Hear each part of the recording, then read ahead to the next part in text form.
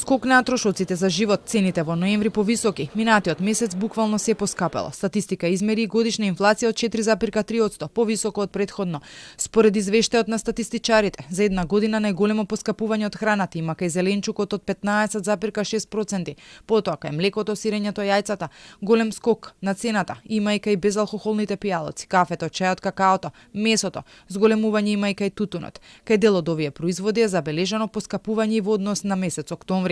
Зголемување има и кај трошоците за здравје, фармацевските и стоматолошките услуги, за одржување и поправки во домовите. За неколку дена треба да се намалат цените за најмалку 10% на над 600 производи кои се дел од така наречената новогодишна кошничка.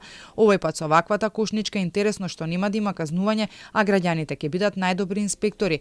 Намалувањето е во вид на акции, па потоа очигледно е дека предновогодишните акции се всушност дел од кошничката. Премиерот Мицкоски заедно со министерот за економија пред неколку дена на пресконференција зборуваа како очекуваат дека кошничката ќе даде резултати, но какви ќе се знае откако ќе заврши нејзиниот период, а тоа е на средината на јануари.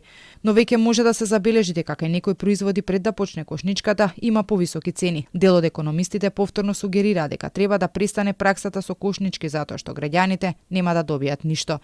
Фирмите едноставно ја користат ситуацијата и минимално ги намалуваат сега цените за да се покажат, да си направи промоција на некој начин и после тоа кога ќе исече кошничката го користат тоа како изговор за да ги напумпаат цените повеќе од што е потребно. И се надевам само дека ќе го сватат тој нашите политичари, ќе престанат со оваа пракса, затоа што мислам дека е многу поефективно, многу подобро да се фокусирате на растот на платите сега во моментов, отколку на контрола на цени. Смешно е малку сега да викате намалуваме, не знам, салама, волку, не знам, мајонез, волку, јајца, волку. Очекувањата и на домашните и на меѓународните финансиски институции се дека инфлацијата ќе се намали, но дека се уште постојат ризици поради глобалните случувања.